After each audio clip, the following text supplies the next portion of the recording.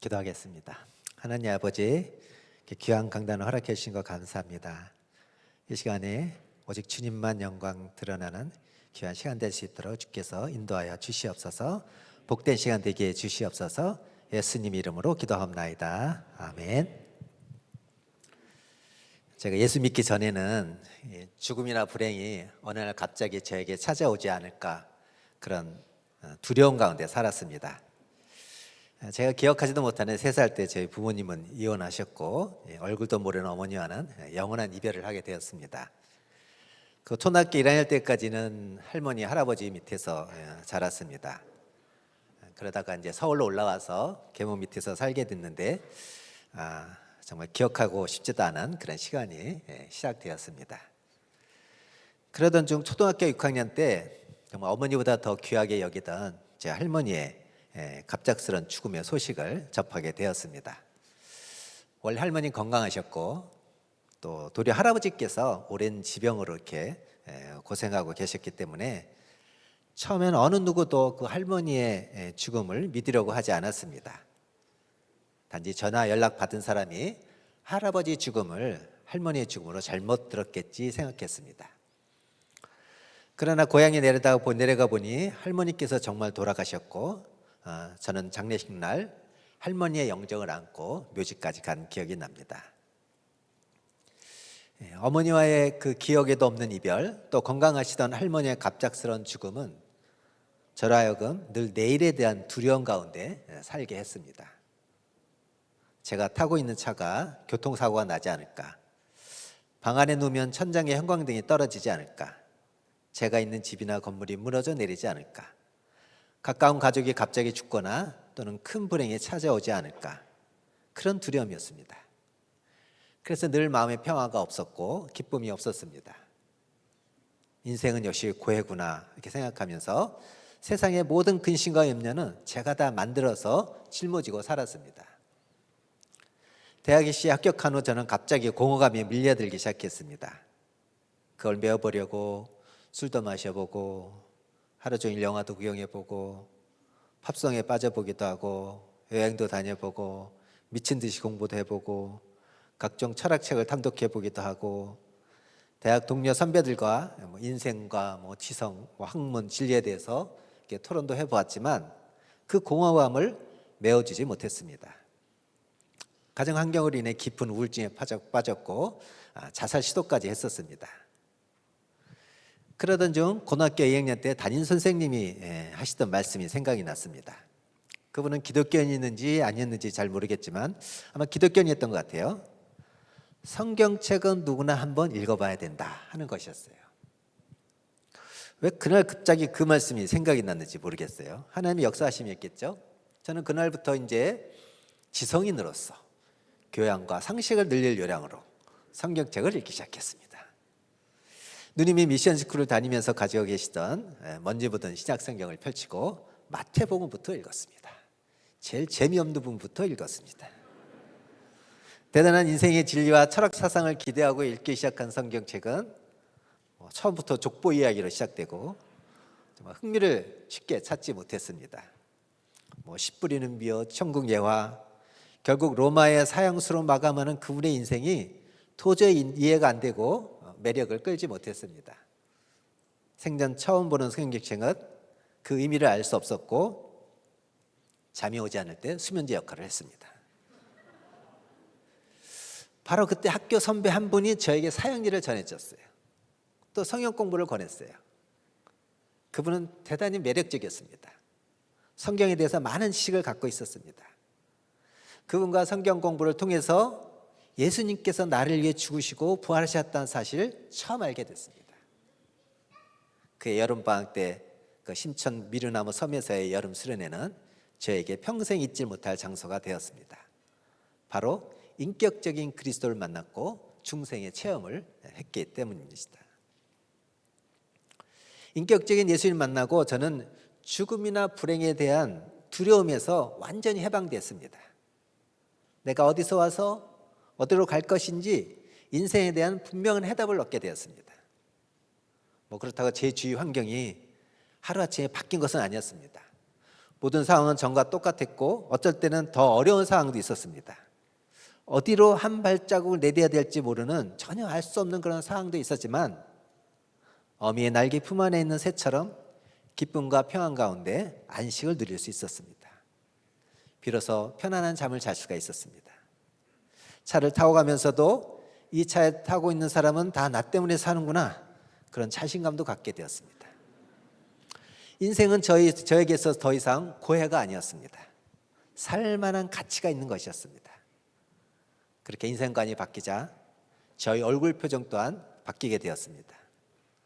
환하게 바뀌었습니다. 저와 관계된 모든 것이, 심지어 풀 한 포기, 꽃 한 송이라도 거기에서 창조주 하나님의 손길을 느끼게 되었고, 죽음과 질병이 이제 더 이상 저에게 두려움의 대상이 될 수 없게 되었습니다. 그날 학교 선배가 피곤하다고 전도하지 않았다면, 전도는 선한 행위로 하는 것이지 말로 해서는 안 된다고 생각했다면, 정말 생각만 해도 끔찍한 순간이 아닐 수 없습니다. 착한 행위는 다른 종교와 차별이 안 됩니다. 그리스도의 생명이 전달되지 않습니다. 로마서 10장, 누구든지 주의 이름을 부르는 자는 구원을 얻으리라. 그런즉 저희가 믿지 않으냐는 일을 어찌 부르리요? 듣지도 못한 일을 어찌 믿으리요? 전파하는 자가 없이 어찌 들으리요? 보내심을 받지 아니하였으면 어찌 전파하리요? 기록된 바 아름답다 좋은 소식을 전하는 자들이라 바라야 함과 같으니라. 여러분에게도 아마 각자 이런 인격적으로 예수님을 만난 간증이 있으리라 믿습니다. 아멘이 안 나오는군요. 속으로 다 하신 거죠? 제가 한국 대학생 선교를 통해서 그렇게 인격적인 예수님을 만나고 신앙에 큰 굴곡 없이 성장만 거듭했습니다. 그래서 어떤 친구는 제가 모태신앙인이냐고 그렇게 오해를 받을 정도였습니다. 김주권 목사님의 그 민족 복음화와 세계 복음화에 대한 비전을 통해서 내 인생의 비전을 보게 됐고, 철저한 전도와 제자 훈련을 통해서 그 꿈을 실현하는 방법을 체질화하게 되었습니다. 목요 캠퍼스를 구석구석 다니면서 복음을 전하며 제자를 길렀습니다. 대학생활 중 많은 열매가 생겼고 한 주에 10팀의 순모임을 인도한 적도 있을 정도였습니다. 그렇게 신앙과 사역이 무럭무럭 자란 나는 CCC 엘리트 코스를 밟으면서 학교 대표 순장, CCC 전국 총순장단 임원, 그렇게까지 역임했습니다. 대학 졸업, 군 제대 후 저는 사회 첫 발을 내디디게 되었는데, 사회 첫 발을 내딛는 그 해 원단에 저는 사흘 금식 기도까지 하면서 각오를 새롭게 다졌습니다. 나는 은행장이 되더라도 순모임을 인도하는 순장의 직분을 놓지 않겠다. 민족과 세계 복음화의 한 축을 감당하기 위해 외환은행을 복음화시키겠다. 이렇게 준비된 직장 생활을 시작했어도 직장 생활은 생각만큼 그렇게 만만치가 않았습니다.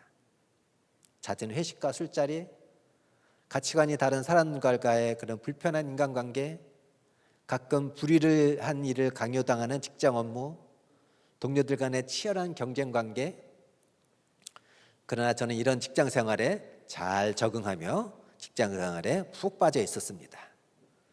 직장 생활에 열심히 노력한 끝에 저는 입행한 지 1년 반 만에 신입 직원으로서는 은행장 표창을 받았고, 본점 주요 핵심 부서에 발령받는 등 많은 사람들로부터 부러움과 시기를 받았으며 직장 안에서 출세가 보장되는 듯 했습니다. 그러다 어느 날 저는 어느새 일요일에만 교회 가는 썬데이 크리스찬이 되어버린 나를 발견했습니다. 아내나 자녀가 몸이 아프다든지 그렇게 하면 이거 하나님께 벌 받는 거 아닌가? 그런 생각이 들곤 했었습니다. 그 찜찜한 마음을 달래보려고 주일학교 교사, 성가대에서 봉사도 했습니다. 그러나 그것이 내 마음을 흡족하게 하지는 못했습니다. 여전히 직장 안에서는 나는 내가 그리스도인이라는 것을 혹시 누가 알까 봐 간첩처럼 살았고, 짖지 못하는 개처럼 복음을 전하지 못하는 삶을 살았습니다. 그러다가 용기를 내서 직장 안에서 내 말 잘 들을 것 같은 교회 다니는 그리스도인 몇 명 모아놓고 성경 공부 모임을 시작했습니다. 그러나 온전히 헌신한 가운데 시작된 모임이 아니어서 그런지 팀원이 1명, 2명 결석이 늘어나면서 그 모임은 오래 지속되지 못하고 말았습니다. 직장에서 이거 성역 공부 인도하고 영적 4세대 제자 잡는 거 이거 이론이지, 이상적인 얘기지, 바울과 같은 사람이나 가능한 것이지, 그렇게 생각하면서 다시 세상과 동일시하는 삶을 살았습니다. 그러다가 직장 사역을 위해 헌신하고 열매를 맺고 있는 한 형제를 만났습니다. 그분과의 계속적인 만남을 통해서 직장 복음화의 분명한 비전을 보게 되었고, 그게 가능하다는 확신을 갖게 됐습니다. 이제 본격적으로 오늘 주제인 일터 선교에 대해서 한번 나누겠습니다. 에베소서 4장 14절 말씀을 우리 같이 한번 읽어보겠습니다. 시작.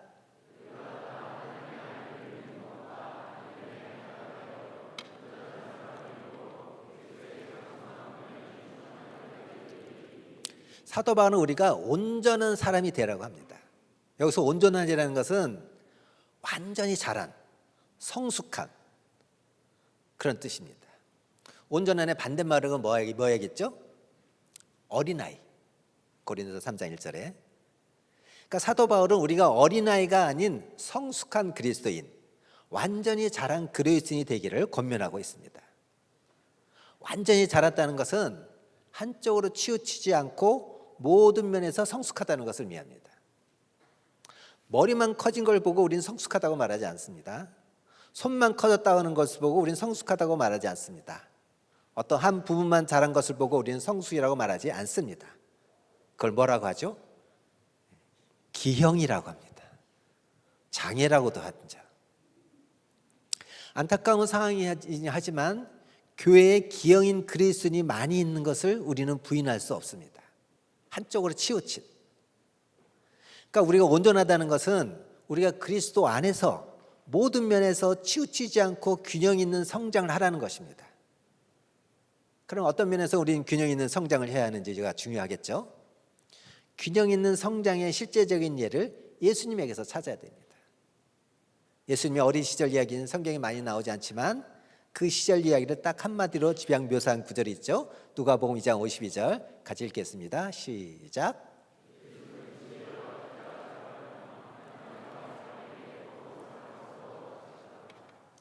이 말씀은 예수님의 성장 과정을 보여주고 있는데 우리에게 균형 있는 성장의 모델을 보여주고 있습니다. 여기서 우리는 네 가지 관계를 볼 수 있습니다. 첫째는 지혜와 키. 이건 나 자신과의 관계죠. 그 다음은 하나님. 하나님은 하나님과의 관계입니다. 그 다음에 사람은 두 부분으로 생각할 수 있는데 공동체의 관계, 또 하나는 세상과의 관계입니다. 즉 우리는 자신과의 관계, 하나님과의 관계, 공동체의 관계, 세상과의 관계에 있어서 이 네 분야에서 균형 있는 성장을 해야 됩니다. 하나님과의 관계는 뭡니까? 하나님을 알아가는 것이죠. 하나님을 사랑하는 것이죠. 믿음은 들음에서 나듯이 하나님을 알아야 사랑할 수가 있습니다. 우리가 은혜로 구원받았다는 거, 삼위일체 하나님, 인격이신 하나님, 우리의 신앙생활이 특권이라는 거 날마다 알아가야 됩니다. 우리가 평생 하나님을 연구하고 연구해도 계속 새로운 것을 알게 되는 것이 하나님입니다. 이게 참 너무 감사인 것 같아요. 그 지식에 따라 우리는 하나님을 더욱더 깊이 사랑하게 됩니다. 자신과 관계는 소극적으로 자신을 부인하고 적극적으로 성령 충만한 것입니다. 그리스도 안에서 자신의 정체성을 아는 것, 자기 부인의 참 의미를 깨닫는 것입니다. 그리스도 안에서 죽은 자의 힘을 깨닫는 것, 적극적으로 성령을 쫓아 행하는 것입니다. 공동체의 관계, 형제의 사랑과 섬김의 도죠. 공동체의 중요성을 알고 서로 사랑하고 용서하고 용납하고 관계를 맺는 것입니다. 세상과의 관계는 복음 전도와 세상 경영입니다. 복음 전도는 뭡니까? 하나님 나라를 선포하는 거예요. 하나님의 다스리심을 알리는 일이에요. 세상 경영을 할 때 우리가 어떤 원리를 해야 되냐면 공의와 사랑으로 해야 되고, 그 세상을 경영하는 방법은 노동입니다. 우리를 향한 하나님의 원래의 계획은 무엇이었습니까? 이 네 가지 관계에 있어서 조화롭게 사랑을 주고받으며 목적이 있어서 삶을 행복하게 사는 것입니다. 이것이 온전한 그리스도인이 되는 것입니다. 여러분 자신의 모습을 이 네 관계에 비춰서 한번 도표로 그리면 어떤 모습이 될까요? 가로축과 세로축으로 하나님, 자신, 공동체, 세상 이 네 분야에서 각각의 성숙도를 그래프로 그려서 꼭지점을 연결하면 어떤 모양이 나올까요? 정사각형으로 나옵니까? 아니면 찌그러진 사각형이 나옵니까? 저는 형제들과 이런 얘기하면서 각자의 그림을 그려오면 되게 하나님과 공동체의 관계는 좋은 것 같아요. 그러나 자신의 관계나 세상과의 관계에 있어서는 약한 모습을 보입니다. 특별히 세상과의 관계에 있어서는 매우 약한 모습을 보여요. 그래서 찌그러진 사각형이 나옵니다. 그래서 우리 형제들끼리 서로 웃으면서 야, 우리 인생이 찌그러진 인생이네 하면서 우리는요 하나님과 자신과 공동체와 더불어 함께 잘 지내야 될 뿐더러 세상과도 더불어 함께 잘 지내고 행복한 세상을 만들어야 됩니다. 오늘은 이 네 관계 중에서 세상과의 관계를 중심으로 여러분과 한번 나눴으면 좋겠습니다. 세상과의 관계는 앞에서 복음 전도와 세상 경영이라고 했죠. 그것 관련해서 성경에서 두 가지 큰 계명을 우리에게 주셨습니다. 신구약 성경에서 하나씩 있죠. 첫 번째 명령은 구약에 나와 있는 우리가 말하는 흔히 문화명령. 생육하고 번성하여 땅에 충만하라, 땅을 정복하라, 모든 생물을 다스리라. 이 다스리라는 말씀은 환경을 파괴하고 제멋대로 하라는 게 아닙니다. 다스리는 자가 다스림의 대상을 다스림의 대상의 최고의 모습으로 만드는 것입니다. 다스리는 자가 다스림의 대상을 다스림의 대상의 최고의 모습으로 만드는 것. 생육하고 번성하여 땅에 충만하라, 땅을 정복하라, 모든 생물을 다스리라. 하나님께서 주신 두 번째 큰 명령은 신약에 나와 있죠. 우리가 흔히 지상명령이라고 합니다. 마태복음 28장과 사도행 1장 8절에 모든 민족을 제자로 삼고 땅끝까지 복음을 전파하라. 이 두 명령은 그리스도인에게 있어서 세상과의 관계를 말씀하고 있습니다. 이 두 명령은 그리스도인이 세상과의 관계에 있어서 균형 있게 그리고 온전히 시행되어야 되는 것입니다. 그럼 여기서 질문 한번 해보겠습니다. 이 두 가지 큰 명령이 온전히 시행되는 곳은 어디인가요? 이 두 가지 명령이 시행되는 곳이 어디여야 합니까? 정복하고 다스리고 복음을 전파해야 되는 곳은 어디입니까? 교회입니까? 세상입니까? 세상입니다. 교회가 아니라 세상이에요. 근데 우리는 교회를 정복하고 교회를 다스리고 하는 경향이 있어요. 우리가 정복하고 다스려야 할 대상이 어디라고요? 교회가 아니라 세상이라고요. 특히 직장인 그리스도인에게 있어서 세상의 중심은 일터입니다. 그래서 잠깐 전업주부는 어떻게 됩니까? 그 직업이 전업주부입니다. 가사가 노동이고 사는 곳이 직장이고 그것을 통해서 이웃과 세상을 경영하는 거예요. 전업주부에게 있어서 세상의 중심은 사는 곳, 이웃, 불신 친구예요. 우리 그리스도인은 세상의 중심에서 복음을 전파하고 세상을 경영해야 합니다. 다시 말해서 우리 그리스도인은 영적인 땅끝인 세상에서 복음을 전파하고 세상을 다스리는 세상을 경영해야 돼요. 세상 경영의 원리는 공의와 사랑이어야 됩니다. 세상 경영의 방법은 노동이라는 수단을 통해서 세상을 경영해야 됩니다. 다시 말해서 문화명령과 지상명령을 온전히 수행하는 것이 일터 사역입니다. 그럼 오늘날 직장인 그리스도인의 모습은 어떻습니까? 구원에 합당한 삶을 살아가고 있습니까?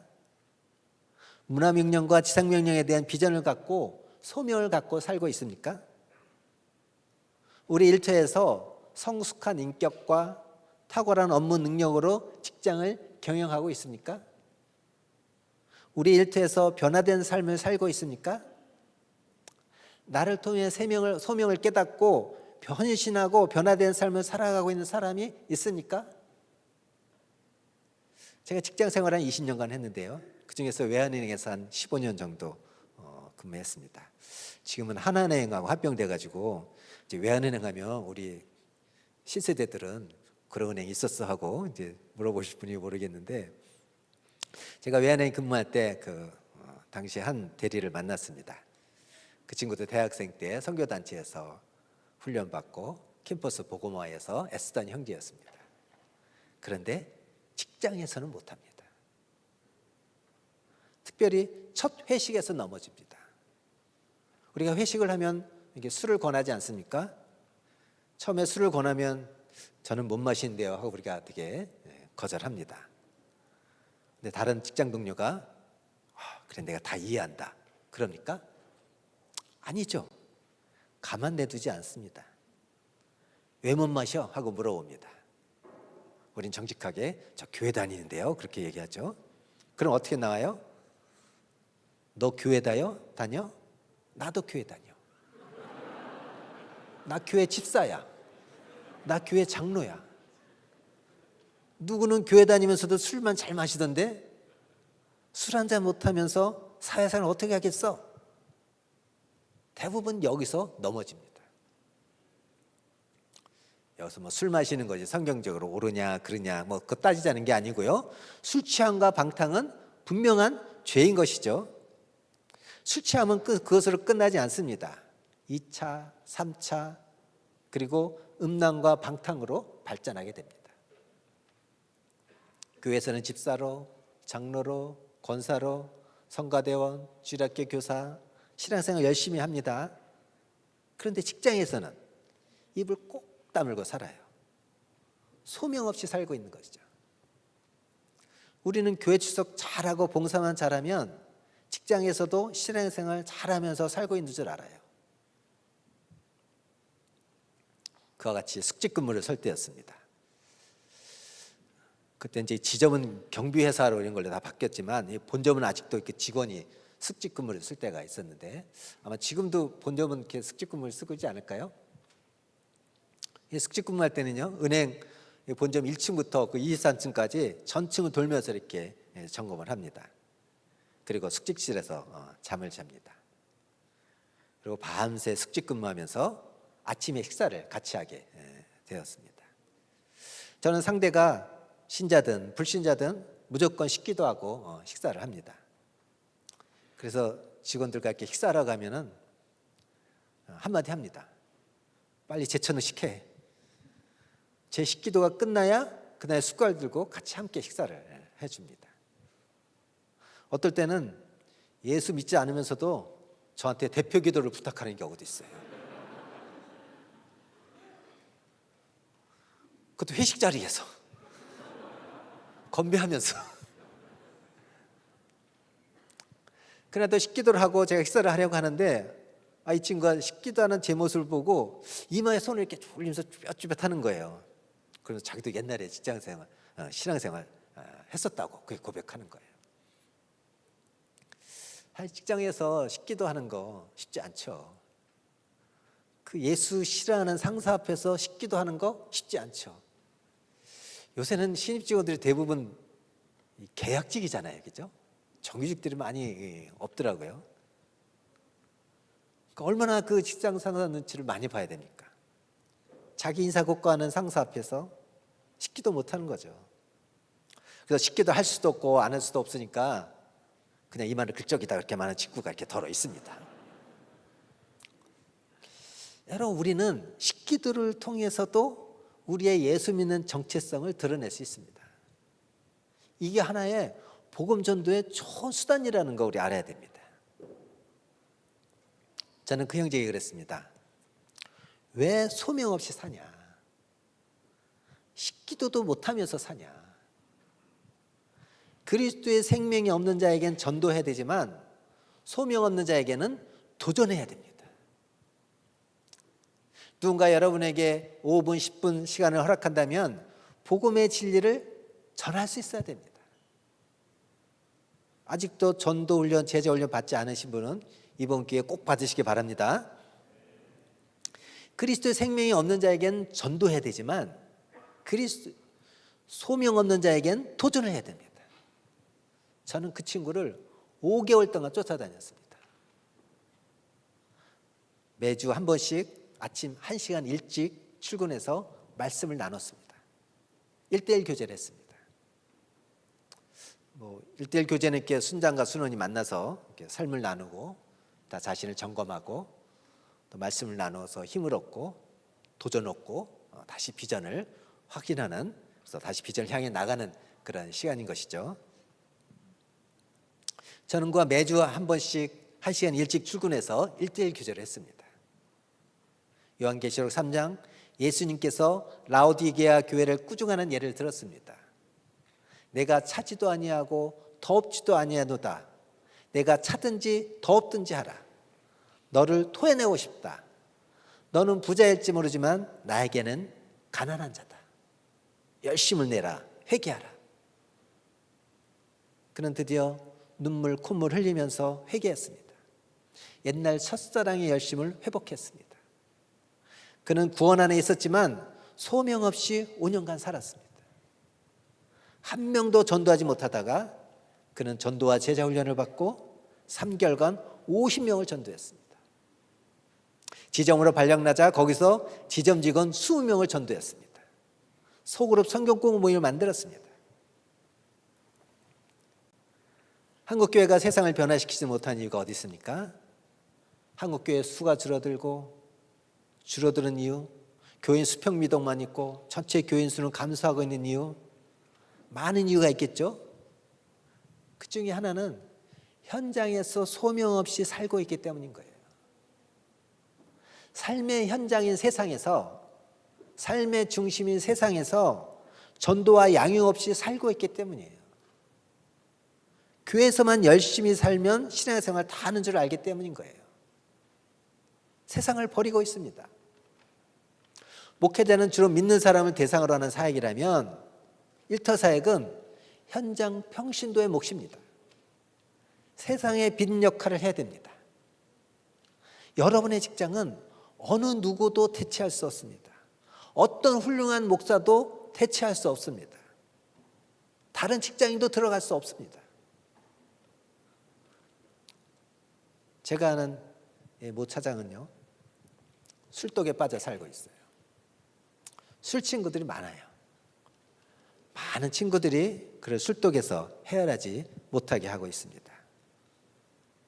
근데 자세히 보니까 술 친구 많다는 건 핑계인 것 같더라고요. 술 마시는 동료를 친구로 삼는 거예요. 퇴근 시간만 되면 전화 돌립니다. 오늘은 누구와 술을 마실까? 사실 스스로 술독에 빠지는 거죠. 문제는 그가 출석하는 교회 목사님이 그가 잘 살고 있는 줄 안다는 거예요. 교회에서는 열심히니까요. 한 번은 그 교회 목사님이 직장 신방을 해야겠다는 생각으로 직장으로 신방을 왔습니다. 목사님이 직장 신방 계획한다는 거 쉽지 않은데 그 교회 목사님은 조금께 앞선 생각을 가지고 계셨던 것 같아요. 그 교회 목사님이 그 형제 직장 신방을 해야겠다는 계획을 가지고 그 형제 직장을 방문했는데 거기서 우연히 다른 아는 분을 만난 거예요. 목사님 어떻게 우리 직장에 오셨나요? 그렇게 질문을 했어요. 그래서 제가 모 형제 그 직장 신방을 왔습니다. 그 형제가 우리 교회 안수 집사거든요. 근데 그분으로부터 충격적인 말을 들었습니다. 그 형제가 교회 다닙니까? 상당히 의외라는 표정이었던 거죠. 마치 그 표정은 그 형제가 가는 천국 나는 가고 싶지 않습니다. 그런 것이었어요. 그 목사님 충격받고 그 형제 만나지도 않고 발길을 돌렸다고 합니다. 이것이 직장인 그리스도인의 현실이에요. 교회에서는 주일날 하루 종일 성가대 봉사, 주일학교회사, 차량 봉사, 썩 괜찮은 그리스도인으로 살아가고 있는 것처럼 보이지만 세상에 나오기만 하면 매주 월요일만 되면 새로운 삶을 시작합니다. 마치 두 얼굴 가진 사나이처럼 전혀 다른 사람으로 변신해가지고 이중적인 삶을 살아가고 있어요. 교회는 교회고 세상은 세상이지. 교회 방식대로 세상에서 살면 어떻게 출세하겠어? 세상에선 열심히 세상 방법대로 살다가 주일날 교회 가서 회개하면 되지. 그런 생각으로 살고 있습니다. 요한복음 12장 40절 말씀을 같이 해보겠습니다. 시작.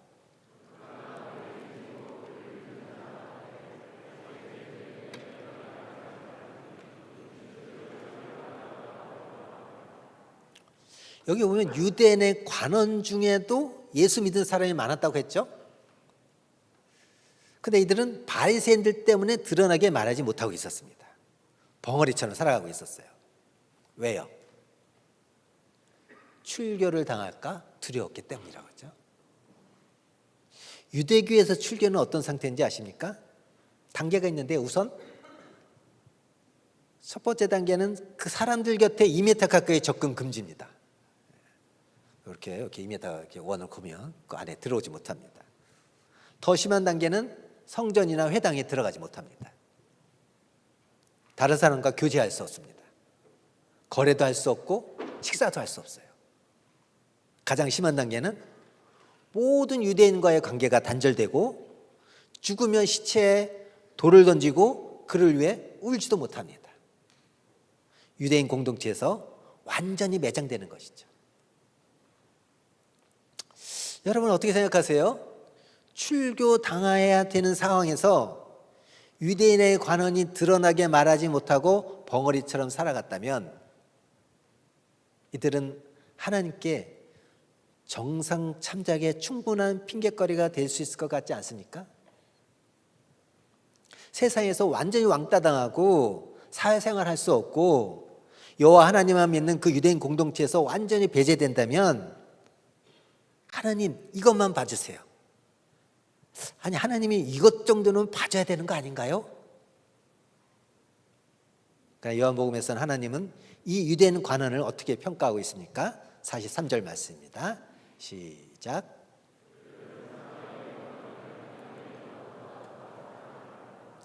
사람의 영광을 하나님의 영광보다 더 사랑하였다. 유대인 관리 중에도 예수 믿는 사람이 많았습니다. 그러나 그들은 출교당할까 봐 두려워서 유대 공동체에서 완전히 쫓겨날까 봐 두려워서 신앙 고백하고 복음 전도하는 삶을 살지 못하고 있었는데 우리의 상식으로는 하나님도 정상 참작해 주실 것 같은 상황인데도 하나님 뭐라고 말씀하고 있어요? 사람의 영광을 하나님의 영광보다 더 사랑하였다. 우리나라 상황은 어떤가요? 예수 신앙 고백하고 복음 전도하는 게 한국이라는 사회에서 완전히 매장되는 건가요? 아니죠. 그럼에도 불구하고 우리가 현장에서 신앙을 고백하지 못하고 전도하지 못하고 벙어리 개처럼 살아간다면 하나님은 우리에 대해서 어떤 평가를 내리실까요? 교회 따로 세상 따로 이렇게 이중적인 삶을 살아간다면 하나님께서 뭐라고 말씀하실까요? 사람을 두려워하고 있구나. 사람의 영광을 따르고 있구나. 하나님의 영광을 무시하고 있구나. 하나님보다 사람 더 사랑하고 있구나. 이들의 결국이 어떻게 될까요? 세상에서도 성공하고 교회에서도 성공할까요? 여러분 하나님 무시하지 마십시오. 이들의 결국은 세상에서도 실패하고 교회에서도 실패한 삶을 살 수밖에 없을 것입니다. 불신자들도요, 우리 그리스도인이 잘 살아주길 바라고 있어요. 술을 강요하지만 그래도 너만큼은 제대로 살아주길 바라는 거예요.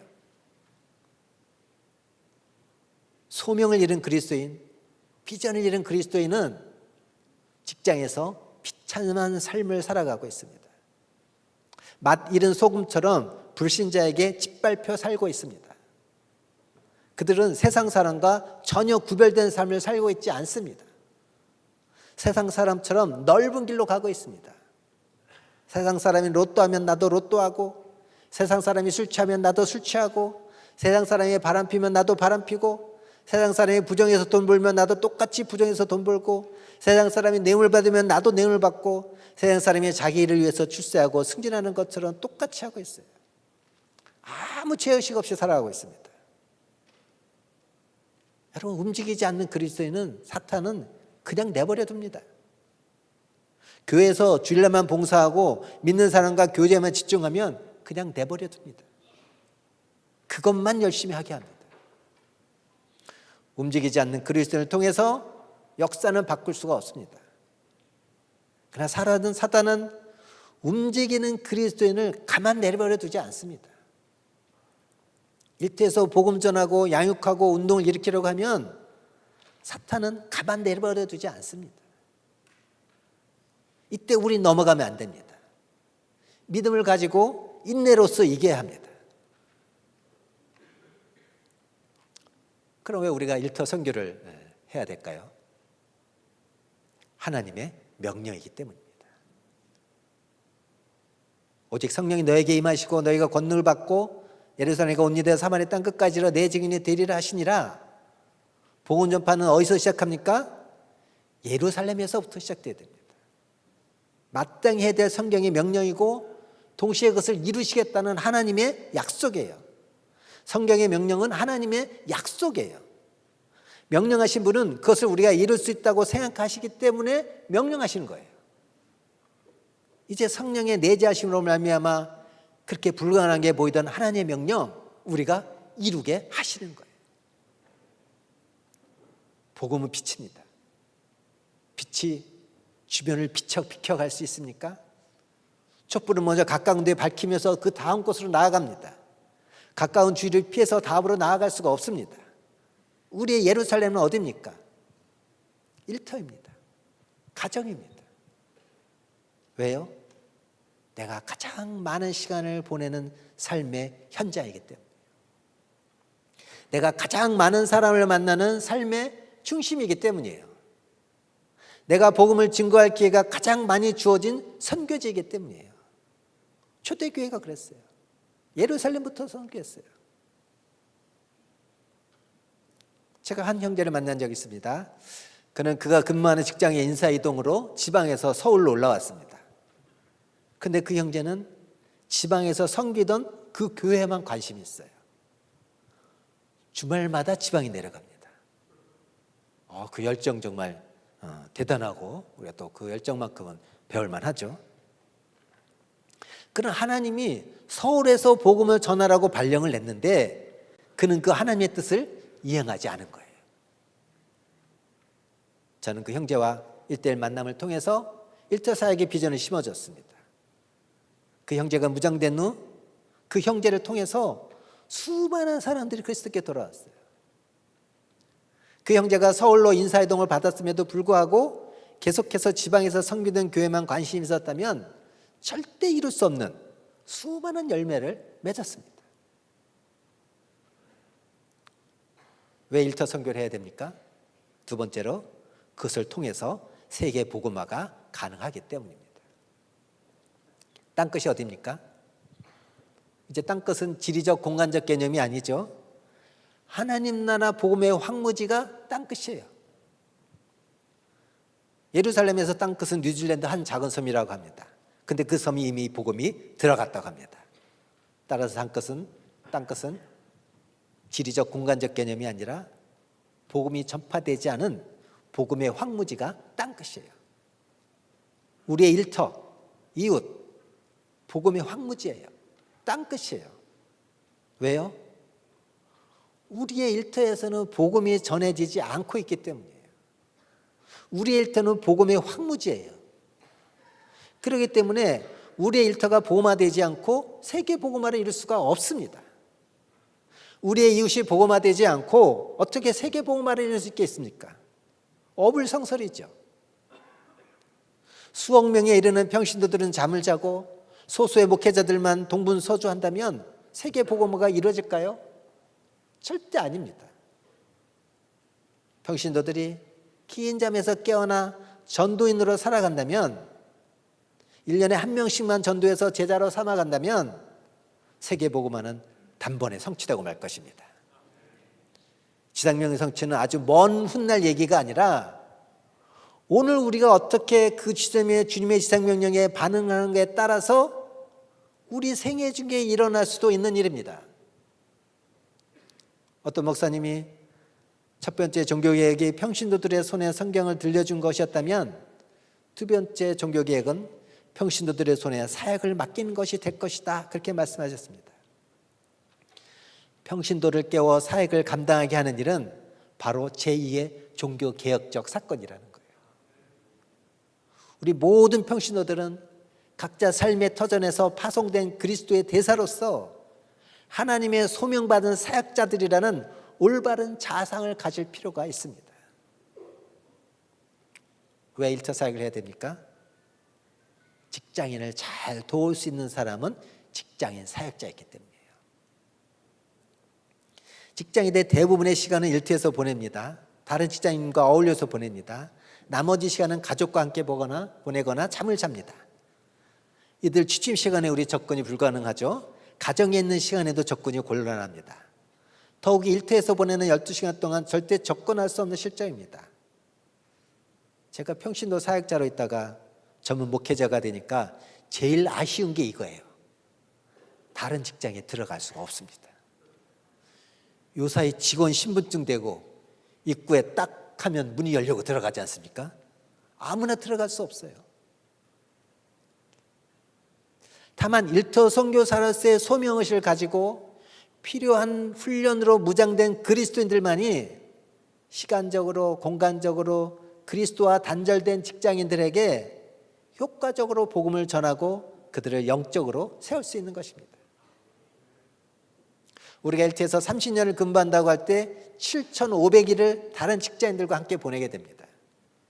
그 기간은 우리 직장인에게 열려진 전도의 문인 것입니다. 하루 한 번만 일하더라도 7,500번의 복음 전도의 기회가 있는 것입니다. 주변에 믿지 않는 직장인들, 이웃의 가슴에 복음의 화살을 정조준하여 쏠 수 있는 놀라운 특권을 소유하고 있는 셈입니다. 직장인들, 이웃 사람마다의 가슴에 복음의 화살을 정조준해서 쏘아야 되는 복음의 저격수들인 거예요. 절대 대체 불가능한 선교사들이고 복음의 최천병들인 것입니다. 제가 은행에 근무할 때 순환근무에 따라서 어떤 지점에 발령받아서 부임하게 됐습니다. 제가 은행 근무할 때는 2년에 한 번씩 이렇게 인사이동을 하게 됩니다. 한 지점에 발령받아서 이제 출납과 수신을 이렇게 담당하게 됐는데 며칠 안 돼서 신입 남자 직원이 지점에 발령받아서 제 부하 직원으로 이제 현금 출납을 담당하게 됐어요. 그 직원의 고향은 지방이었습니다. 부모님은 고향에 계시고 본인은 은행 합숙소에서 생활하고 있었습니다. IMF 전에는 은행에 합숙소라는 게 있었습니다. 그 직원은 착했지만 신입 직원이기도 하고 또 행동도 조금 느려서 업무가 많이 서툴렀습니다. 그 직원에 대해서 많이 참아줬습니다. 많이 격려돼줬습니다. 또 업무도 직접 도와주기도 했습니다. 한 번은 지점에 그 직원과 둘만 남게 되었는데 저는 자연스럽게 예수 그리스도를 소개하게 됐습니다. 그 직원은 잠자코 듣기만 하고 별 반응을 보이지 않았어요. 우리가 복음을 전하면 금방 그 사람의 영적 상태를 알게 됩니다. 그러니까 마치 리트머스 시험지에 어떤 용액을 떨어뜨렸을 때 산성이면 빨간색, 알칼리성이면 파란색으로 변하는 것처럼 우리가 복음을 전하면 그 사람이 영적으로 열렸는지 닫혔는지 금방 알게 됩니다. 전하지 않으면 절대 알 수 없습니다. 겉으로 보기에는 지혜롭고 화려하고 부러워 보일지 모르지만 복음을 전하면 영적으로 너무 무지한 사람을 만나게 돼요. 겉으로 보기에는 배운 것도 없고 초라해 보이고 무시하게 될지 모르지만 하나님의 말씀을 전할 때 그렇게 지혜로운 사람을 우리가 볼 수 있게 됩니다. 사도 바울은 우리의 신분을 뭐라고 말했습니까? 우리는 속이는 자 같으나 참되고 무명한 자 같으나 유명한 자요, 죽은 자 같으나 보라 우리가 살아있고 징계를 받은 자 같으나 죽임을 당하지 아니하고 근심하는 자 같으나 항상 기뻐하고 가난한 자 같으나 많은 사람을 부유하게 하고 아무것도 없는 자 같으나 모든 것을 가진 자로다. 이처럼 복음은요, 어떤 사람의 영적 상태를 알 수 있는 리트머스 시험지 같습니다. 일단 들이대야 됩니다. 그래야 상대방을 알 수가 있습니다. 이 꼭 다물고 있으면 알 수 없어요. 근데 이 직원은 묘한 반응을 보였습니다. 빨간색도 아니고 파란색도 아니고 묘한 반응이었어요. 그 이유는 한참 후에 알게 되었습니다. 그 직원의 가정은 안식교 집안이었던 거예요. 그 직원의 아버님이 어떤 계기로 독실한 안식교인이 됐는데, 다른 식구들도 아버님 따라서 이렇게 안식교회는 다니지만 이 직원을 포함해서 다른 식구들은 독실하지 않은 것 같았어요. 그 틈틈이 저는 제가 다니는 교회에 출석할 것을 권유했지만 그 직원은 별로 반응 보이지 않았습니다. 그렇게 6개월이 흘렀습니다. 그 직원의 아버님께서 병환이 있으셔서 서울에 있는 병원에 입원하시게 됐습니다. 저는 병원비 사용하라고 작은 봉투를 금일봉을 준비해가지고 병문안을 갔습니다. 근데 놀라운 것은 아버님이 저를 알고 계셨던 거예요. 아마 이 직원이 제가 이제 교회 계속 출석 권유하는 것을 보고 아버님께 말씀드렸던 것 같아요. 나중에 알게 됐지만 이 직원은 아버님으로부터 이제 너는 직장 생활 하니까 토요일 날 예배 드리지 못하니, 그 당시는 주 6일제 근무였습니다. 안식교는 토요일 날 예배 드리지 않습니까? 너는 주일날 예배 드리는 교회 가도 좋다, 그런 허락을 받았어요. 네 직장 상사가 다니는 교회 출석해도 좋다 허락 받았어요. 그래도 이 직원은 마음의 문을 열지 않고, 또 아버님의 병환이 이제 깊어지니까 주말마다 고향에 가느라고 교회 출석하기가 더 힘들었습니다. 근데 그로부터 또 6개월 지나서 아버님이 돌아가셨어요. 아버님 병환은 오래전부터 있었던 일이었고, 안식교회 그 기도원 같은 곳에서 치유받겠다는 그 생각으로 기도원에 가셨다가 서울의 병원에 찾았을 때는 이미 병이 좀 약간 깊어졌던 것 같아요. 저는 아버님 문상 가서 그 직원과 가족을 위로했습니다. 어린 나이에 맞은 아버님의 죽음, 마음이 여린 그 직원에게는 큰 충격으로 다가왔습니다. 그러나 제가 권유하는 교회 출석보다는 도리어 직원들과 술을 마시며 더욱 반듯한 생활을 하는 것이었습니다. 아버님이 돌아가시고 이 직원은 마음이 약간 많이 가난해지긴 했어요. 근데 그것을 술로 채우려고 했던 것이죠. 저는 그 모습을 옆에서 안타깝게 바라보면서 술자리까지 쫓아가서 그 직원을 달래봤지만 마음을 열지 않았습니다. 그렇게 또 아버지가 돌아가신 지 6개월이 지났습니다. 이제 그 직원은 해볼 거 다 해봐도 자기 마음을 채울 수 있는 것이 없다는 것을 알게 됐는지 조금씩 저에게 마음의 문을 여는 것이 보였습니다. 이 상대방의 마음의 변화를 읽을 수 있다는 것이 일터 선교사의 강점입니다. 저는 기회를 엿보아서 저희 집에 초대를 했습니다. 아내에게 삼계탕을 준비하도록 했고, 그때가 한창 더운 여름이었습니다.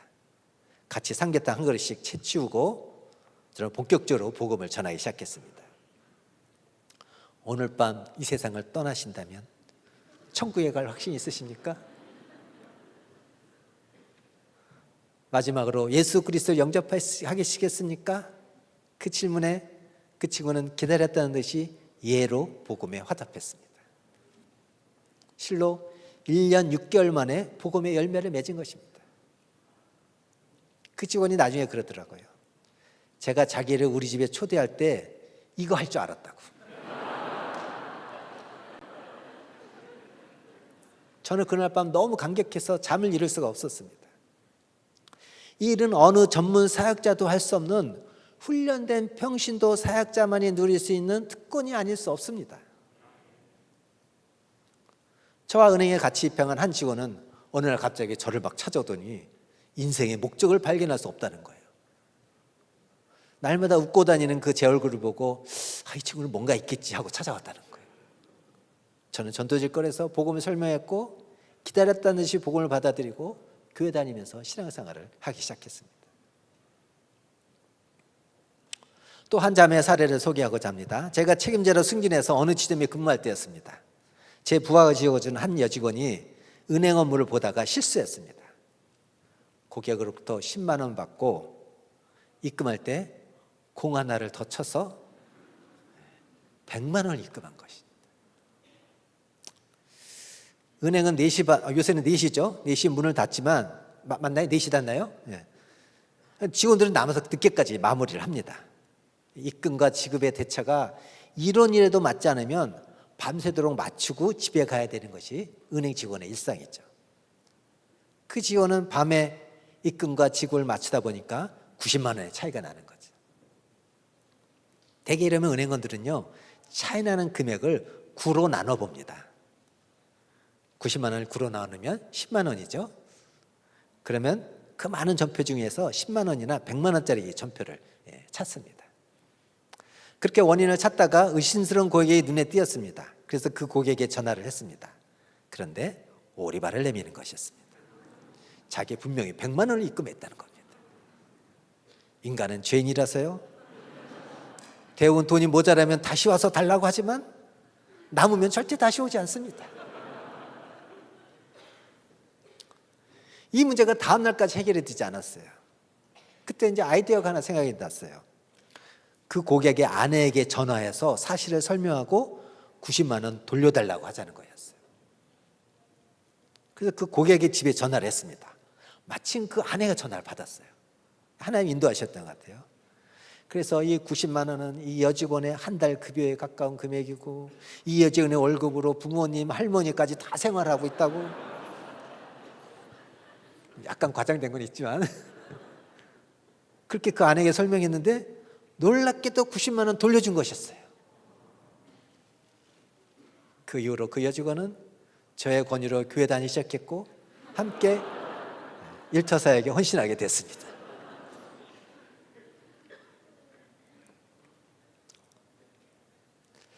또 이 친구를 만난 것도 은행 본점에서 숙직근무 쓸 때였습니다. 순찰을 돌고 나서 자기 전에 같이 이렇게 이야기할 기회가 있었습니다.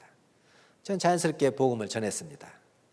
형제는 정말 스폰지가 물을 빨아들이듯이 복음을 받아들이는 것이었어요. 예수님 영접했어요. 저도 깜짝 놀랐어요. 예수 영접하고 나서 그 친구가 고백하기를 사실 자기 아내가 교회 다니는데 기독교 복음 내용이 이런 거지 처음 알았대요. 형제는 집에 가서 아내에게 왜 복음이 이런 거는지 가르쳐주지 않았냐고 가벼운 부부싸움을 했다고 합니다.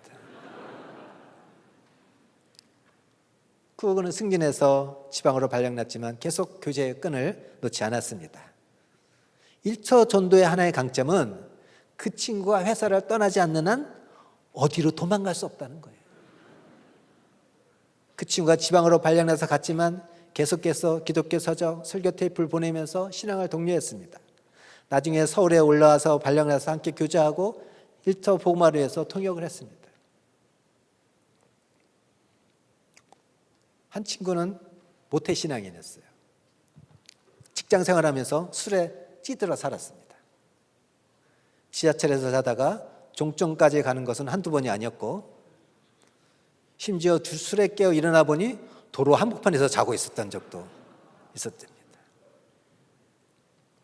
그런 그를 금융연수원에서 만났습니다. 6개월간의 연수 과정인데 저는 그를 만나서 인생의 목적에 대해서 얘기를 나눴습니다. 복음을 전했습니다. 복음을 새롭게 받아들이면서 그 인생의 목적을 찾게 됐어요. 한 번이 행내 게시판에 내 칭찬을 올려놓기까지 했더라고요. 나를 만나서 인생의 목적을 발견했다나 우리는. 저는 그 집에 가면 항상 융성한 제를 받습니다. 그의 아내가 저를 그렇게 대우합니다. 신앙생활을 하긴커녕 날마다 술에 찌들어 사는 자기 남편을 변화시켰으니 얼마나 고마워하는지요. 일터사역은 이렇게 가족의 기도 제목에 응답이 되기도 합니다. 제가 미국에서 유학하는 동안 그 친구 미국 지사에서 근무하고 있었는데 그때 그 집에서 일주일간 머무른 적이 있었는데요. 거기서도 융숭한 대접을 받았습니다. 근데 그리스도인이 일터 선교하지 않으려는 이유를 가지고 있어요. 두 가지만 나눕니다. 교회 봉사나 교회 활동을 현장 선교 안 하려는 강력한 무기로 사용하고 있습니다. 교회에서만 잘 믿으면 됐지 일터에서까지 그 꼭 믿는 표시 낼 필요가 없다는 것이죠. 우리는 좋은 신자의 기준을 일주일 내내 교회에서 얼마나 열정적으로 시간을 들이느냐 두고 있습니다. 그러나 그것을 인정할 수 없습니다. 한 50% 정도만 인정할 수 있습니다. 그가 근무하는 일터에서 상사나 부하나 직장 동료의 평가가 중요합니다. 그가 생활하는 가정에서 남편이나 아내나 자녀의 평가가 중요합니다. 우리는 어떤 사람을 평가할 때 한 부분만 보면 안 됩니다. 전방위적으로 그 사람을 볼 때 공정한 평가를 할 수 있어야 합니다. 그래서 교회에서 직분자 세울 때도 남편이나 아내나 자녀나 직장 동료 평가도 반영했으면 좋겠어요. 아내 허락받고 오라고. 교회만 열심히 다니지 말아야 됩니다. 왕 같은 제사장은 어디를 가든지 제사장입니다. 가정에서도 제사장이고 일터에서도 제사장입니다. 신앙의 좋고 나쁨의 기준은 그가 예수님의 삶을 살고 있는가, 얼마나 누리고 있는가, 삶이 구별되고 전도하고 복음으로 섬기고 세상 문화를 변화시키고 있는가, 일터에서 이웃에게 복음을 전하고 양육하며 살고 있는가, 그것이 신앙의 좋고 나쁨의 기준입니다. 교회 안에서는 잘 몰라요. 교회 안에서는 다 천사처럼 지냅니다. 교회 안에서는 다 신앙 좋은 것처럼 보입니다. 오직 일터 안에서, 가정 안에서 그 진면목을 볼 수가 있습니다. 교회 봉사는 누구나 기본적으로 해야 되는 거 아닌가요?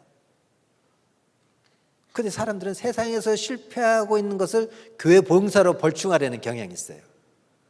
세상을 정박하고 세상의 문화를 바꾸고 세상을 주도해야 되는데 그렇게 하지 못하는 것을 교회 봉사라는 피난처와 도피처로 삼는 경우가 많아요.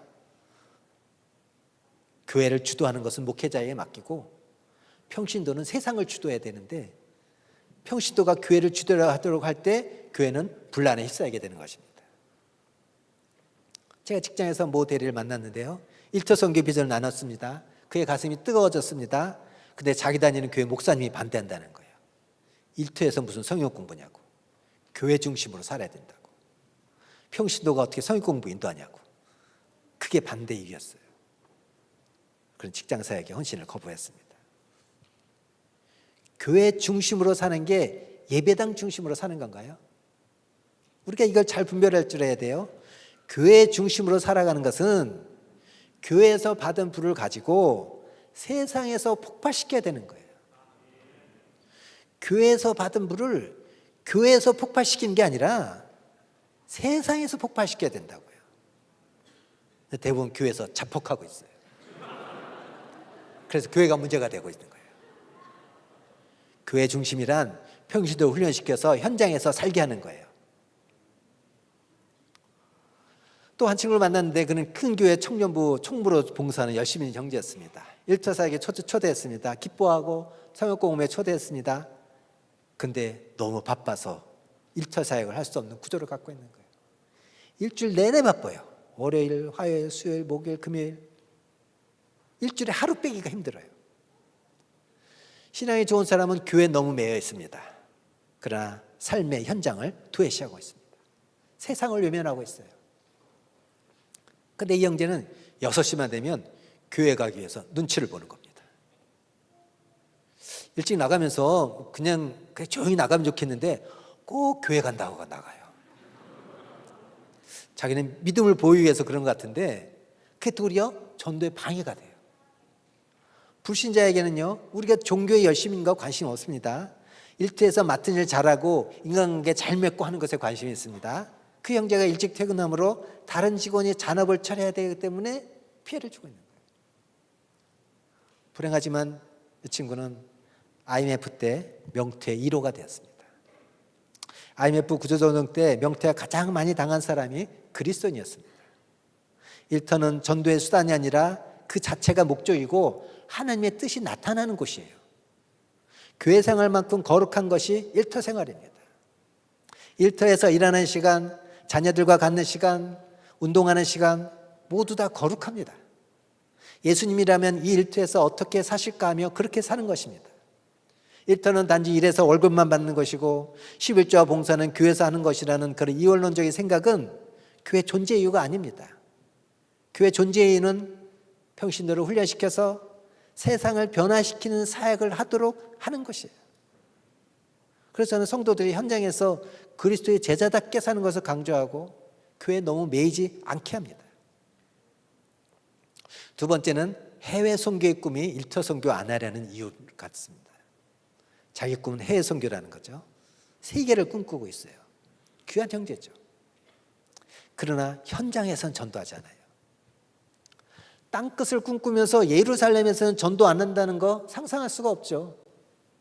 말도 잘 통하는 우리나라에서 전도와 양육의 경험도 없으면서 말도 잘 안 통하는 문화와 또 다른 나라에서 어떻게 사역을 할 수 있겠습니까? 우리나라에서 사역의 경험과 자신감을 먼저 가지는 게 필요합니다. 우선순위의 문제입니다. 해외 선교는 우리 모두에게 주님의 뜻이 아닐지 모릅니다. 그러나 일터 사역, 예루살렘 선교는 모든 사람이 마땅히 해야 되는 주님의 뜻입니다.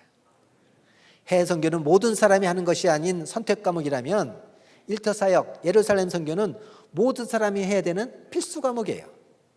여기서 예외된 자는 없습니다. 모든 사람은 일터 사역, 예루살렘 선교의 소명을 받았습니다. 어떤 형제는 자기는 일터 사역 소명을 받아야 그것을 하겠다는 형제가 있었어요. 그래서 일터 사역을 하려면 소명 받을 필요가 없고 일터 사역 하지 않으려면 그거 하지 않아야 된다는 소명 받아야 된다고 그랬어요. 근데 예루살렘 선교는요, 예루살렘으로 끝나지 않습니다. 이건 땅끝 선교를 지향합니다. 이것이 우리를 살맛나게 하는 거예요. 우리가 전도하고 양육한 사람이 타 지역으로 발령나면 그 지역에서 일터 사역하는 것이고 해외로 발령하게 나면 해외 선교사로 파송하는 것이고 땅끝까지 가는 것이에요. 미국에서 유학하는 동안 제 제자가 미국을 이민 왔어요. 거기서도 전도하고 일터 사역하는 거 볼 수 있었습니다. 주님은 겨우 갈릴리 지역에서만 사역했지만 월드 비전을 갖고 있었습니다. 그 제자들이 세계를 복음화하기 위해서 땅끝으로 갔습니다. 그런 주님의 꿈이 지금도 이루어져 가고 있습니다. 일터 선교가 어렵죠. 왜 어렵습니까? 삶이 기초해야 되기 때문이에요. 서울역 광장에서 마이크 들고 전도하는 거 용기만 있으면 쉽습니다. 일터 선교는 그렇지 않아야 돼요. 않아요. 삶이 있어야 돼요. 훈련이 있어야 되고 눈물이 있어야 되고 기도가 있어야 돼요. 어떤 핍박에도 굴하지 않는 강한 의지가 필요합니다. 인간관계가 형성이 돼야 됩니다. 시간을 더 보내야 됩니다. 복음에 걸맞는 삶이 중요합니다. 마태복음 5장 16절 같이 한번 보겠습니다. 시작.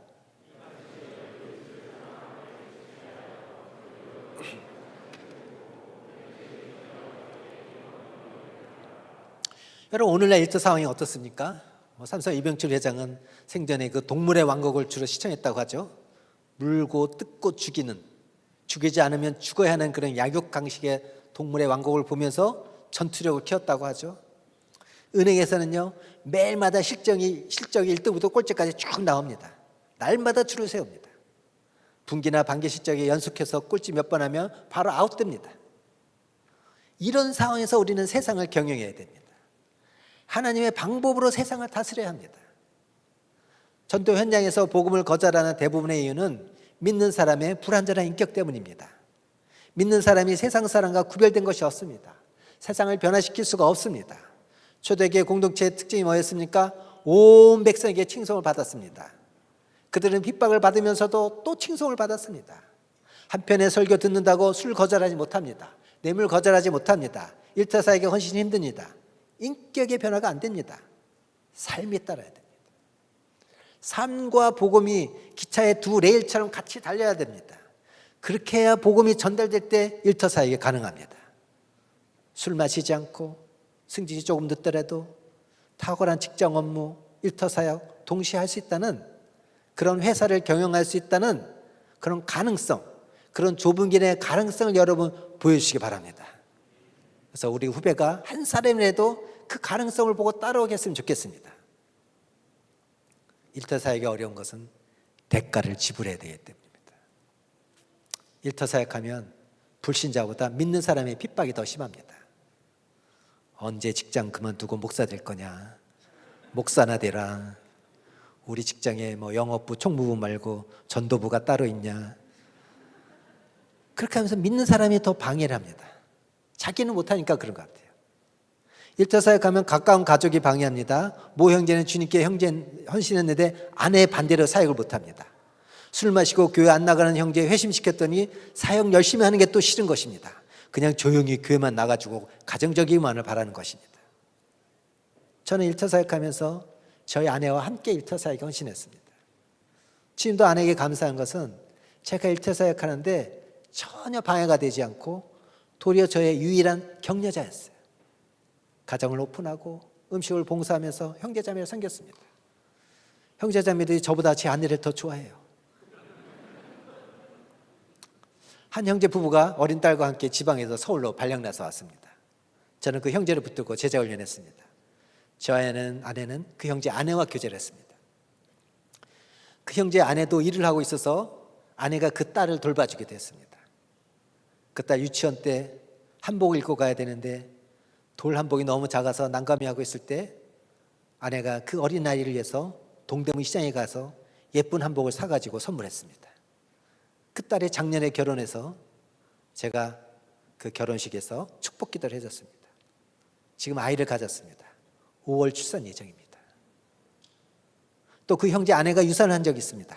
그 소식을 듣고 우리는 밤새 운전해서 새벽에 지방에 있는 그 형제 집을 방문하고 함께 했습니다. 아내는 자매에게 하나님의 뜻이 있을 거라면서 다독였는데 몇 년 후 다시 아이를 가졌고 아들을 낳았습니다. 지금 그 아들이 미국에서 공부하면서 의사의 꿈을 꾸고 있습니다.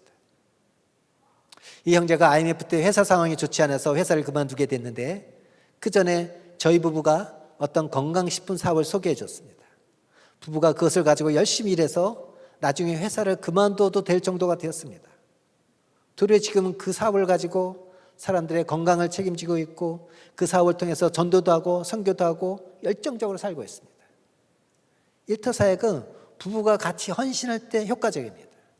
가정을 오픈해야 됩니다. 형제는 직장에서, 자매는 사는 곳에서 일터사역을 해야 됩니다. 대가 지불을 나설 때 가로막아 주시는 분도 하나님이십니다. IMF 때 은행도 명예퇴직을 권고하고 60년생까지 자른다는 통보가 왔었습니다. 나는 기도하며 제자들을 키우고 있었는데 놓아두고 갈 수가 없다고, 쫓겨나겠다고 아내에게 얘기를 하고 있었습니다. 근데 기한이 된 날 연락이 왔습니다. 위에서 남아있는 60년생은 다 살리기로 했다고. 그래서 다시 직장사역에 힘 기울일 수가 있었습니다. 구원받는 데는 대가 없이 거저받습니다. 그러나 구원받는 자로서의 마땅한 삶을 살아가는 비전의 실천에는 대가를 지불해야 됩니다. 구원받는 데는 대가 없이 거저받습니다. 그러나 구원받는 자로서 마땅한 삶을 살아가는 비전의 실천에는 대가를 지불해야 됩니다. 한 형제는 교회 장로로 피택될 수 있는 좋은 기회가 있었습니다. 세상과 교회에서 모두 출세할 수 있는 그런 위치에 있었지만 일터사역을 위해서 교회 장로 되는 거 과감히 포기했습니다. 어떤 자매들은 성경적인 결혼을 위해서 세상적인 결혼관을 포기했습니다.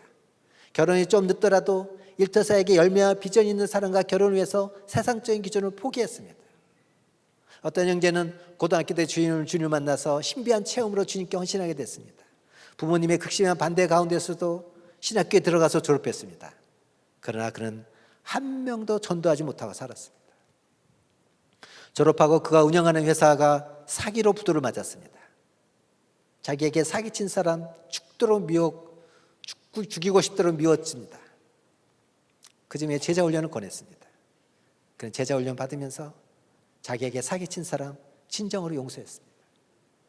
훈련 중에도 빚독촉 받으면서 경찰의 출두 명령을 받아 경찰서까지 출두했지만 하나님의 기적적인 도움으로 구속은 피할 수 있었습니다.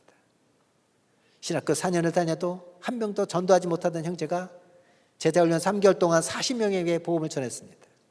생애 처음으로 피전도자가 영접하는 기쁨을 보았습니다. 자기가 전도해서 영접한 사람이 처음 생기자 그는 뛸 듯이 기뻐했습니다. 얼굴 표정이 천사 같았습니다. 그는 그렇게 일터 사역을 했습니다.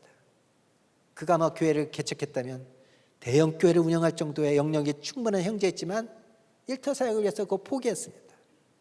직장이 없을 땐 택시 운전까지 하면서 일터 사역을 위해서 헌신했습니다. 한 형제는 순원이 사업하다가 부도를 맞고 먹을 것조차 없는 힘든 상황에서 아내를 설득해서 결혼 폐물 돌반지 팔아서 형제를 도와줬습니다. 그 은행에서 대리 승진을 앞두고 있었는데 술 안 마신다고 불의한 일을 거절하는 죄로 승진에 누락되기도 했습니다. 마침 그때 승진이 빠르고 월급도 많이 주는 신설은행으로부터 스카우트 제의를 받았지만 그는 그가 돕고 있는 형제들 때문에 그것도 거절했습니다. 그 후 그 형제는 직장에서 놀라운 사역의 열매를 보게 되었습니다. 사도 바울이 그랬습니다. 나도 게바처럼 자매된 아내를 데리고 다닐 권이 없겠느냐? 우리는 장로 될 권이 없습니까? 가정을 꾸릴 권이 없습니까? 우리도 편안하고 안락한 삶을 살 권리가 없습니까? 그러나 우리는 일터 사역을 위해 그럴 권리를 포기했습니다. 대가를 지불하면서 살고 있습니다. 예수의 흔적이 있습니다. 대가 지불 없이 일터 사역 불가능합니다.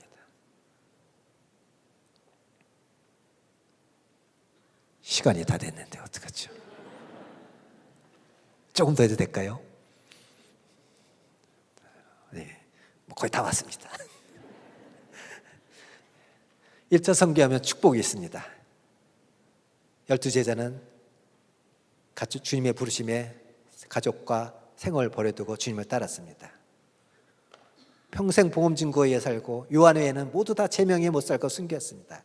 이러한 제자들 삶의 영광이 있습니다. 계시록 20장 21장 14절 시작.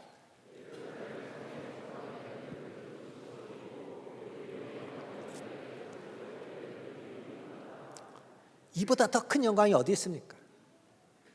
대가지불 그것서 끝나는 게 아니고 영광이 따라옵니다. 다니엘 12장 3절 같이 봅니다. 시작.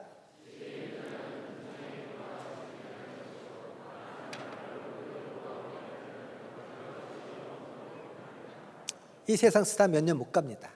평생 가도 5, 60년입니다. 천국 스타는 영원히 별과 같이 빛납니다. 정규의 형제처럼. 일터 선교하면 이 생에서도 축복이 있습니다. 한 형제는 결혼 후 3년이 지났지만 그동안 유산 한 번 하고 자녀가 없다가 제자 훈련 받을 때 첫째 아이 낳고 사역 훈련 받을 때 둘째 아이 낳고 그 후에 셋째까지 낳습니다. 한 형제는 회사 부도로 평생 벌어도 갚지 못할 돈을 5년도 안 돼서 다 갚았습니다. 어떤 형제는 유산 후 자녀가 없다가 시험관 하기도 안 됐는데 자연 임신으로 자녀를 낳았습니다. 어떤 형제는 딸만 둘 낳다가 마지막에 아들을 낳았습니다. 일터 사역하면 모든 면에서 축복받는 것은 아니지만 하나님께서 어떤 면에서 축복 주십니다. 나머지는 천국 가서 받으시면 됩니다. 일터 선교에서 우리가 준비해야 될 것이 있습니다. 첫 번째는 베이직 라이프죠.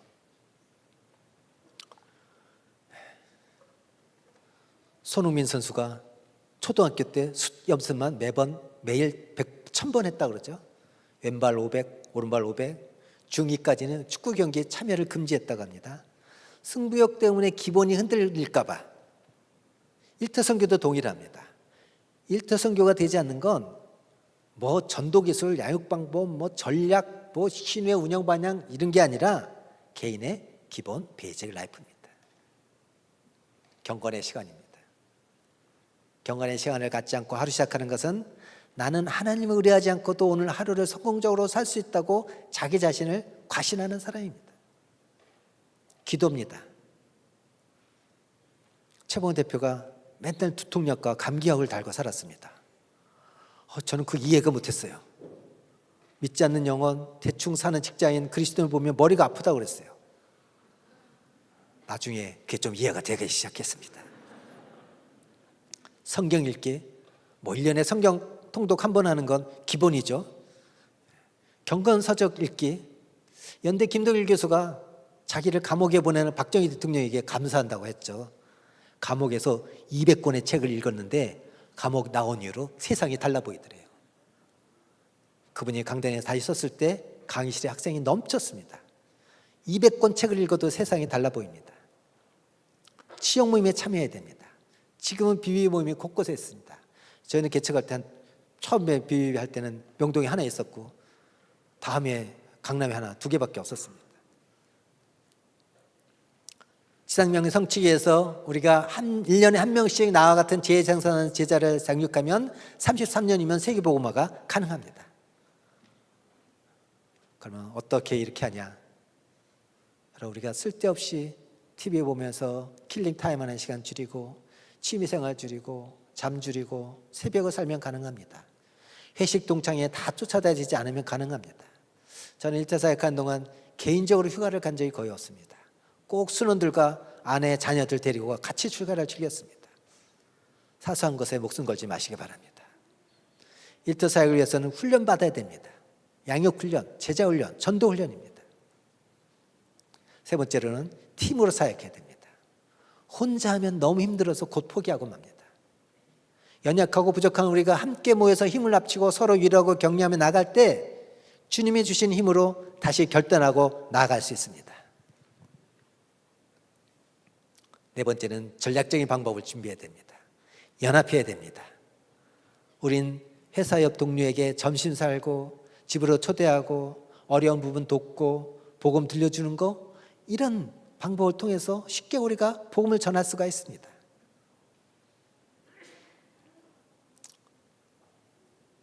세클턴의 인디어런스라는 책이 한때 그 대기업 그룹 임원들의 리더십에 관한 필독서였습니다.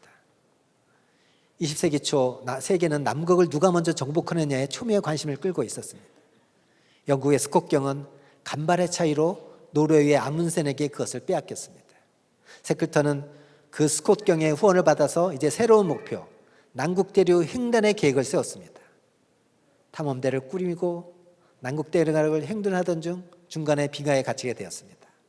탐험대 전체가 빙하에 갇혀 모두 죽게 되는 절체절명의 순간에 세클턴은 그 위대한 리더십으로 선원 전원을 2년간 여행 끝에 무사히 귀환시켰습니다. 그 여행을 시작하기 위해 선원을 모집하는 광고를 냈는데 그 내용이 이랬습니다. 위험천만한 여행에 참가할 사람을 모집한다. 임금은 많지 않다. 혹독한 추위, 수개월 계속되는 칠흑 같은 어둠, 끊임없이 다가오는 위험, 그리고 무사 귀환이 의심스러운 여행이다. 물론 성공할 경우에는 커다란 명예와 인정을 받을 수 있다.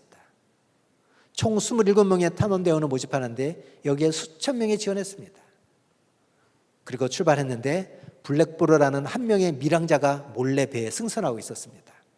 정식으로 지원하면 선발되지 않을 것이 뻔하기 때문에 밀항을 한 것입니다. 하나님은 지금 일터사역에 헌신할 사람을 모집하고 있습니다. 모집 광고는 이렇습니다. 임금은 무급. 도리어 이 사역을 위해서 사역비로 자기 직장에서 일하면서 자비량으로 조달해야 함. 따라서 경제적으로 다른 사람보다 못 살 수도 있음. 일터에서 인격적 모동을 당할 수 있고 승진이 늦어질 수 있고 결혼도 늦어질 수 있음. 일터의 다른 그리스도인으로부터 왕따당할 수 있음. 때론 교회에서도 왕따당할 수 있음. 안락한 생활 보장 못함. 보상은 이 세상에서 받지 못할 수도 있다. 그러나 천국 가서는 영광의 면류관을 확실히 보장받는다. 이 모집 광고 여러분은 어떻게 응답하시겠습니까? 여기에는 정원이 없습니다. 엄격한 기준이 있지도 않습니다. 몰래 밀항하지 않아도 됩니다. 리더에게 선택받지 못해도 됩니다. 단지 여러분이 선택하면 됩니다. 여러분의 선택이 영혼을 자주합니다. 서두에 말씀드렸지만 저는 직장생활 처음 시작할 때 그냥 직장생활을 할 수 없어서 사흘 금식 기도하면서 직장생활에 대한 각오를 다졌습니다. 그러나 거의 포기 상태에 있었습니다. 그러나 어느 날 다른 은행의 한 분을 만나게 되었습니다. 그분을 만나자 금융단 장기 선교계획이라는 책을 한 권 꺼내시더니 그동안 자기 사역을 설명하시면서 저에게 금융단 보고마을 위해서 같이 동역할 것을 제안한 것이었습니다. 그분과 2시간 동안의 만남은 저에게 큰 충격과 도전으로 다가왔고 제 인생의 큰 전환점이 되는 시간이었습니다. 그분과 짧은 만남을 통해서 제가 느낀 느낌은 다음과 같습니다. 실제 그분은 신앙 경력이 나랑 비슷한 것 같은데도 불구하고 회심 후 조금의 흐트러짐도 없이 늘 성령 충만하고 뜨거운 신앙을 계속 지속해 오셨다는 것이고, 두 번째는 영적 4세대는 바알과 같은 사람만 가능한 것이라고 결론을 내버린 저에게 그분은 직장에서 이루어진 영적 4세대의 계보를 보여주신 것입니다. 셋째로 저는 제가 다니는 은행 하숙소에 한 번도 가본 적이 없는데 그분은 새벽 4시에 일어나서 자기 은행도 아닌 다른 은행의 하숙소를 방문해 잦은 직원을 깨워서 성경 공부를 인도했다는 사실을 알고 제 자신이 너무 부끄러웠습니다. 넷째로 우리는 어떤 계획을 세울 때 그것을 이루든지 이루지 못하든지 계획은 거창하게 세우고 이루지 못하는 것이 대부분인데 그분은 계획을 세우면 그것을 실제로 이루셨다는 것입니다.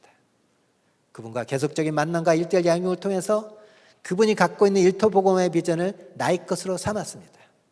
한 번은 그분이 이 일터 사역은 내 평생을 들여도 아깝지 않을 만큼 의미 있는 것이다. 하나님께서 원하는 것이다. 이것에 너의 평생을 들이지 않겠는가? 전 조용히 그분의 요청에 아멘하고 받아들였습니다. 우리는 각자의 일터에서 우리의 인격과 복음으로 짠 그물을 쳐놓고 적어도 10년 이상씩 우리의 그물을 넘나드는 전도 대상자를 낚을 수 있는 사람 낚는 어부들입니다. 이 영광스럽고 놀라운 직책을 수행하기 위해서 우리는 출근해야 됩니다.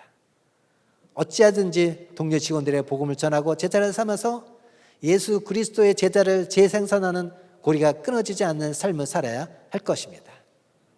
이거는 여러분의 평생을 들여도 아깝지 않을 만큼 의미 있는 것입니다. 하나님께서 원하시는 일입니다. 이 사역에 여러분의 평생을 드리는 모두가 되기를 바랍니다. 하나님 아버지 감사합니다. 우리에게 귀한 비전과 소명을 주신 것 감사합니다. 많은 열매가 있는 것도 감사합니다. 주님의 부르심에 한 사람도 예 없이 아멘하고 쫓아나오는 이 모든 주의 백성들 다 될 수 있도록 도와주시옵소서. 감사하며 예수님 이름으로 기도합니다. 아멘.